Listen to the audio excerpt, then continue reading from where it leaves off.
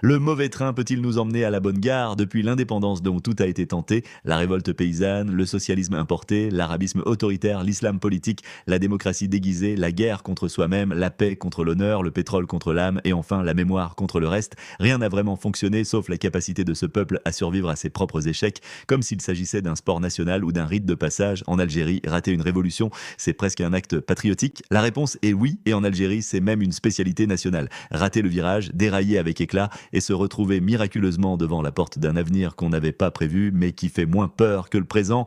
Voilà pourquoi il faut croire aux révolutions silencieuses. Les grandes envolées ont échoué, les slogans ont jauni, les martyrs ont vieilli dans les manuels, et les foules sont rentrées chez elles fourbues, avec les yeux pleins de poussière et les poches vides. Et pourtant, les choses avancent lentement, sous la peau, dans les écoles, les cafés, les réseaux, les silences. Il faut regarder ailleurs que dans les meetings, les bulletins de vote ou les discours officiels, car l'Algérie n'est pas une démocratie, fort heureusement. Si ce pays votait avec franchise, un prédicateur d'outre-tombe, cousin de Daesh, pourrait très bien devenir président avec 66% des voix, non pas par amour de la guerre ou de la charia, mais par fascination pour le camis, la barbe bien taillée et les versets en bandoulière. Le religieux séduit encore parce qu'il rassure, il ordonne, il promet un ordre dans un pays où l'ordre est toujours une rumeur.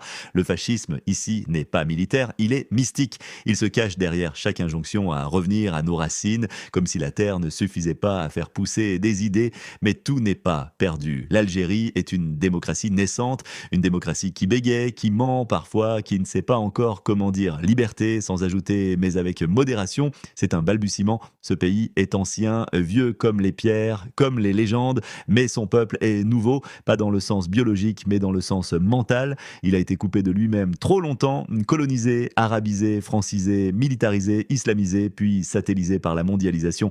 Il ne sait plus très bien s'il doit s'habiller comme Che Guevara, Neymar ou Ibn Baz. Il cherche, il expérimente, il veut l'Europe sans l'homosexualité, l'Amérique sans les impôts, l'islamisme sans les attentats. Alors oui, le mauvais train peut mener à la bonne gare, parce que le rail est tordu, parce que la gare a changé de nom en route, parce que le mécanicien a trop bu et qu'un passager a pris le contrôle par accident, mais au bout du voyage, il y a parfois une clarté, non pas une lumière divine, ni une victoire électorale, mais une prise de conscience lente, discrète, et c'est cela peut-être la vraie révolution, celle qui ne fait pas de bruit, mais qui change les meubles dans les têtes. Il n'est pas besoin de drapeaux ou de martyrs pour changer une société, il suffit d'une honte qui se transforme en rire, d'un interdit qui devient une habitude.